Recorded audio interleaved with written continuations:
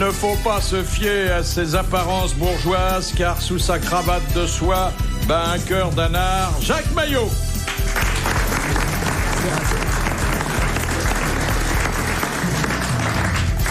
Chaque fois qu'un politicien se prend les pieds dans le tapis, il risque une fracture du péronie, Jean-Jacques Perroni. Il est Mimi, l'ami de Jean-Mimi, Thierry Roland. Bonjour. Pour neutraliser les mauvaises langues, il leur demande de lui lécher les pieds, Jean-Pierre Coff. Première citation que nous envoie Monsieur Nemos de Pont-de-Clay, qui a dit « Elle a un beau cul et un mauvais caractère. Malheureusement, on lui voit plus souvent le caractère que le cul. C'est dire que son meilleur profil, elle est assise dessus. » Coluche. C'est Coluche. Bonne réponse de Thierry Roland, qui fait une brillante rentrée culturelle.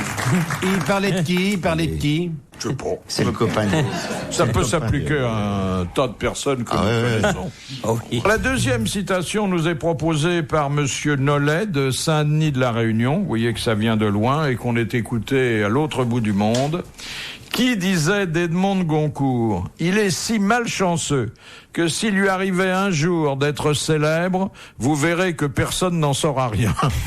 C'est un homme qui a dit ça ou une femme? C'est un homme. Qui détestait Edmond de Goncourt.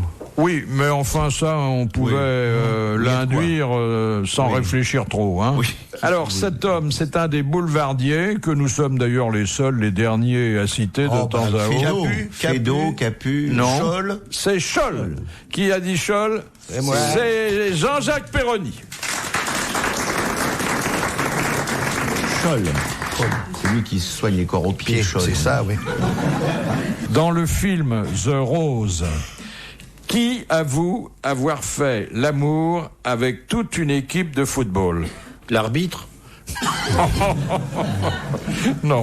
C'est comment vous voulez le nom de l'actrice ou le nom? Oui, l'actrice. Bette Midler. Bette Midler. Bonne réponse de Jean-Jacques Perroni. Parce qu'en fait, The Rose, c'est la vie de Janis Joplin. Ah oui. Eh oui. Oui. Janis Joplin, l'inventeur du dirigeable, là, le... Non, il y avait Led Zeppelin. Led Zeppelin, beaucoup mieux. Mais vous parce n'avez qu'il pas faut vu venir. ce film? Si. Bah alors. Si. Il faut venir aussi, il faut avoir été au cinéma avant de venir ici maintenant. Il y a des classiques. Bon. Vous l'avez vu, vous? Non. Moi non. Vous avez un avantage sur moi, c'est que vous posez les questions. Je vais vous dire, s'il fallait connaître tout ce dont on parle, il n'y aurait plus de journalisme possible. Oui, c'est vrai. Monsieur Sénac demande, que sont les frivolités de la Villette? Ah, c'est les Ce abats, sont non? les rognons blancs. C'est-à-dire Les couilles de... les testicules, disons. De taureau? Testicules de taureau, de bélier, et on les accommode comment? Je suis, mais là, je suis vraiment, mais là, excusez-moi, mais je suis absolument sans voix. Ah, vous ne serez pas élu. Qu'est-ce que vous faites comme différence entre une paire de couilles et une paire de testicules? Une différence uniquement radiophonique. Des enfants nous écoutent. En se tripotant les couilles.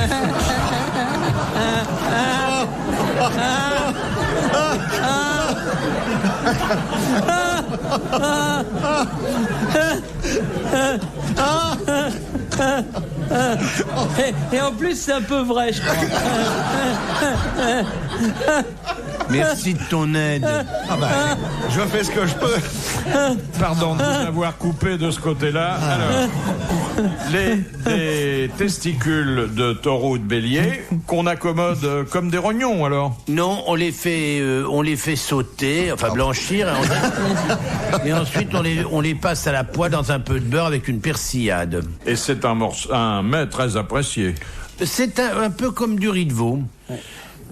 Alors, il y a une superstition qui veut que... Faites pas ce geste-là, on est à la radio. Quand vous parlez de ça... ça soit un aphrodisiaque. Oui, que la virilité du taureau passe dans le consommateur humain. Non. Non, j'ai essayé, non. Il en a mangé hier soir. Non, mais ça va, j'en ai mangé, moi j'aime assez ça. Hein. À bouffer les couilles, c'est bon. Hein. Ah bah oui. Les bouffer ou se les... Enfin, Monsieur Maillot. Tu veux dire comme insanité, Maillot. Mais rien, non j'ai- seulement je te donne une perche, c'est grosse comme... Ça m'a- C'est quoi, et tu te précipites Ça m'a- dessus sans aucune finesse. Ça m'a glissé J'aime des bien doigts. bouffer les couilles des animaux. Ah, Quand bon, l'animal est mort, que c'est dépecé, que ça, C'est ça. devient des rognons blancs. J'insiste sur le mot couille parce que le mot couille est adapté à l'animal alors que le mot testicule est plutôt adapté à l'homme, me semble-t-il. oui, oui. Mais ça, alors que vous puissiez faire une remarque sur le mot couille et le mot testicule, je trouve ça, mais vraiment, là... Ouais, c'est petit. Hein. Oh là là là là là là, cette mesquinerie, ce côté un peu... Oh non, vraiment, bâbleux. Oh. Non, pardonnez-moi, j'ai pas Ah bon, voulu, merci, j'ai oui, pas c'est voulu pardonné. vous choquer. Hein, j'ai Non, vous pas l'avez voulu- énervé. non, vous Philippe, l'avez là. fâché. Oui, oui. Là, vous l'avez fait de la Non, peine. vous m'avez fait de la peine. Voilà. Ça, je l'ai senti. Là, ses grands yeux se sont remplis de larmes salées. Là, regardez. Là, c'est un truc. Enfin bref, vous êtes pardonné, mon cher Philippe. Oh, regardez comme il est gentil. Il est pas mimi. Il est gentil. Ouais. Hein? Ouais. Non mais il peut pas être désagréable, il m'a annoncé tout à l'heure qu'il m'avait couché sur son testament. Ah bon. Il m'a dit c'est mon grand-fils. Exact. J'ai compris comme ça. Je vous ai pas dit que je vous coucherai sur mon testament, ni ailleurs d'ailleurs. Les grosses têtes dans la nuit des temps sur RTL de 4h à 4h30. Si vous avez un portable, évitez de vous en servir en voiture. Pratiquez au contraire la pause portable, Ah oui. c'est-à-dire quand ça sonne, vous arrêtez. Les psychologues se sont avisés que quand Les on psychologues, parlait, qu'est-ce qu'ils viennent faire là-dedans? ben, ils sont capables et même chargés de On dire regarde le téléphone. quelle est la mobilisation oui, psychologique oui. d'un conducteur. D'ailleurs, Non il y a un- seulement ils regardent le téléphone, mais ils pensent à ce qu'ils vont dire, ils ils pensent font à pas ce gaffe. qu'on leur Oh dit. là là là là là là. ça, Et ils sont pas concentrés. C'est beaucoup dire. Moi, il y a un CRS Je crois qui que m'a les gens arrêté l'autre pensent jour. avec un téléphone à la main. Oui, oui, oui. Quand un CRS t'arrête, tu sens que c'est un psychologue. Il est là, il te regarde et tu sens qu'il pense en même temps. Moi, je les adore. les CRS. Ah oui. Si jamais vous m'arrêtez, soyez gentils, messieurs. Ah oui, moi je les aime beaucoup. Oui, je quoi. le dis ici et ça ne sortira pas de là. Je les aime beaucoup parce que si jamais ça passe sur les ondes, les types disent bonjour monsieur Coff, c'est pas grave. C'est le mec qui m'avait fait souffler dans le ballon. Ah oui. J'avais de beaucoup dépassé la date limite. Il m'avait j'étais passé il m'avait dit mais comment ça se fait? J'ai dit mais je travaille monsieur. C'est mon boulot ça. Oh pardon monsieur Coff, passez, continuez. Et j'étais reparti comme ça. Sans... Il n'y en a pas un qui vous avait dit, après vous avoir fait souffler, j'ai jamais vu une couleur pareille. Ça c'était une autre fois. Je me suis souvent fait prendre pour poisson. Maintenant je bois plus évidemment. Alors ça peut plus arriver. Je bois chez moi. Je me couche pour boire. C'est plus sûr. Ah oui, il y en avait un qui avait dit on n'a jamais vu une couleur pareille. Vous n'êtes pas sous antibiotiques, dit cette petite. Mais non, ça va bien. Je vous remercie. Ah là, j'étais vraiment touché. Et la couleur, c'était quoi? Ah ben, je sais plus. Moi, tu sais, c'était à l'époque où je buvais il y a 20 ans de ça. J'étais inconscient maintenant. Mais vous n'avez jamais soufflé dans un ballon, enfin un vrai ballon de... Oui, moi, une fois, il m'est arrivé un coup extraordinaire. Je dirais ce que je n'ai toujours pas compris. On avait été invité à dîner avec des copains chez Freddy Head, le jockey, vous savez, à Chantilly, à Gouvieux. Et la soirée s'était merveilleusement bien passée. On avait été un petit peu fort. Et Oui, c'était en pas plein... régime jockey. Non. Non. Ben non, c'était pendant ses vacances. C'était au mois de février. Ben, c'était à cette époque de l'année, mais sauf qu'il faisait vraiment très, très, très, très froid. Et je rentre sur Paris. C'était moi qui étais chargé de conduire. Bon, on était un peu gai, mais bon, enfin, on n'était pas ivre-mort quand même. Et à un moment donné, sur la grande route de Chantilly à Paris, au loin, je vois les petits bitonios rouges, vous savez, qui délimitaient et je suis arrêté. J'ouvre mon truc, il faisait un froid sibérien, et il y a un CRS, justement, casqué et tout, avec le passe-montagne, il me fait « Bonjour monsieur, contrôle alcotest ». Et moi je me dis, et je lui dis même, bah vous allez pas être déçu du voyage. Parce que là on y était complet. Hein. Bon, il y avait mes potes qui étaient dans le même cas, donc je nous voyais avec la voiture immobilisée en pleine nuit et tout. Alors bon, je prends le truc et je fais le con. Je fais comme si je savais pas. Alors je le mets à proximité de la bouche, puis je souffle, je le mets à côté. Et le mec il me dit non, allez-y, franchement monsieur, allez-y, n'ayez pas peur et tout. Bon, puis je dis bon, bah foutu pour foutu. Hein. Puis mes potes ils faisaient des allusions, mais le gars il entendait rien. Bon, je souffle, impeccable, jaune paille, mais parfait. Et le type, il regarde, il dit, parfait, monsieur, allez-y, mais faites attention, il y a du verglas. Ben, je dis, il n'y a pas que là. Et donc, je suis parti, je ne sais pas ce qui s'est passé. S'il m'en avait donné un qui avait déjà servi, s'il m'en avait donné un qui était foutu et tout, mais bref, ça a été un vrai miracle. C'est de la récup. Le miracle des ivrognes.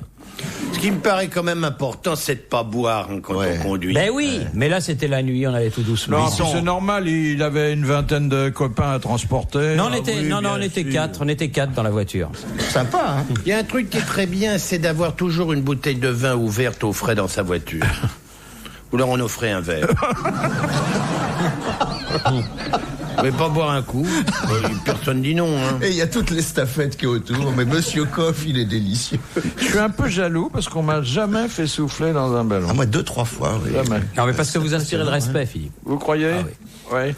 Quand on vous voit au volant, on peut pas penser que vous êtes beurré. Oui, mais je sais pourquoi je souffle pas. Je suis souvent sur la banquette arrière.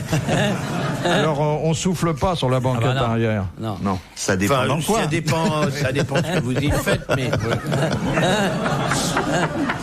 Tu me l'as retiré de la bouche. On se fait souffler, mais on souffle pas. Il est né aux États-Unis un phénomène qui est en train d'arriver chez nous, par Internet d'ailleurs, donc il arrive très vite, c'est les histoires, les blagues, comme nous disons, qui mettent gravement en cause les blondes. La blonde est devenue une espèce de tête de turc, parce que on en fait l'archétype de la féminité vulgaire. Oh. Par exemple, que dit une blonde quand on lui annonce qu'elle est enceinte ? Elle répond, tu es sûr qu'il est de moi ? Ensuite, comment une blonde allume-t-elle la lumière après l'amour ? En ouvrant la portière. Oh là là là là. Hein, ça... C'est quoi, ce sont des blagues belges, ça, dont Ce vous... sont des blagues américaines, traduites en français, à mon avis pas bien, parce qu'elles marchent pas très fort. Non. Et ça vient d'où, ça, ce mouvement? Ça vient du fait que Pamela Anderson, qui est la blonde type, n'a pas que des admirateurs. Ah oui, c'est ça. Voilà. Donc on essaie de faire de la blonde... Et parce que Pamela Anderson, c'est une vraie blonde. Ah, alors ça, alors là, voilà, ça c'est la grande mérite question. une enquête, ça, tu vois. Qui a vu le kiki? Ouais. Hein? Je pose la question, qui a vu le kiki? Je crois qu'elle était... Ah, je dois dire que pour moi, c'est un peu mon arc de triomphe. Son poilu m'est inconnu.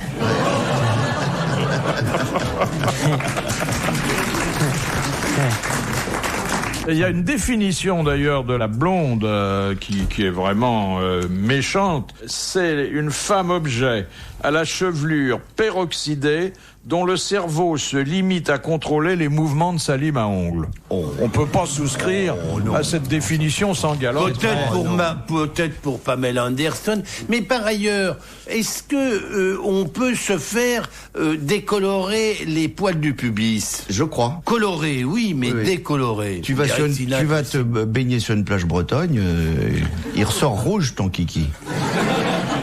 Non, mais je parle du poil, pas le kiki. Poil. Je parle du poil qui entoure le kiki. Ah bah là, sur les plages bretonnes, tu ressors, t'es au burn. Au burn, pardon.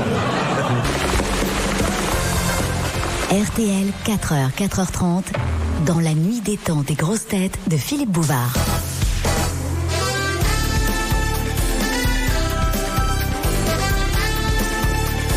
Le 3 mars 2000, les grosses têtes étaient masculines. Philippe Bouvard, Jacques Maillot, Jean-Jacques Perroni, Thierry Roland et Jean-Pierre Coff. Que faut-il mettre dans un bœuf mode pour que le jus, en refroidissant, donne de la gelée? Pied de veau. Pied de veau où? Vous mettez du pied, pas du jarret, non? Ah non, du pied. Du pied. Ah oui. Bon, pardon, alors moi j'avais le jarret, mais bon. Ah bah non, le jarret c'est l'ossobuco. Quand on fait de la gelée, on met du pied de veau, excusez-moi. C'est de ça que vient la gélatine. Ou alors on met une feuille de gélatine du commerce. Ah non, alors on met du pied de veau. On met du pied de veau. On met du pied. On met du pied de veau. Et voilà. Voilà. C'est une bonne réponse de Jean-Pierre Coff. Cela dit, le pied de veau vinaigrette, ah ça c'est bon. Vous n'aimez pas ça? Un si, pied de veau si, blanchi, oui, bien sûr. un peu d'échalote, Ouais. une jolie vinaigrette, bonne remoulade, oh là là. On peut blanchir les pieds. Ah bah oui, Mais vous savez faire la cuisine aussi, Thierry? Non. Comment vous faites votre roux?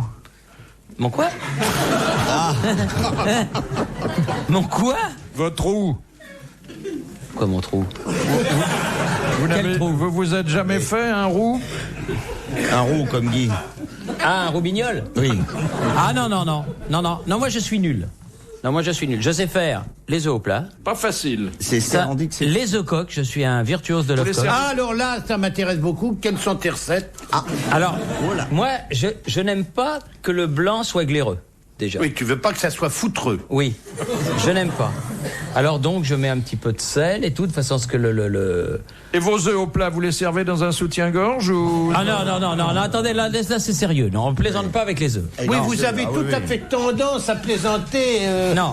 dès qu'on parle de cuisine et ça nous déplaît. Je fais attention de ne pas... Cette émission n'est pas qu'un truc de cul quand même. Ouais. À un moment donné, on a quand même bien le droit de leur apprendre des trucs. Qu'est-ce que c'est que ça? Je fais attention de ne pas casser l'œuf, tu vois.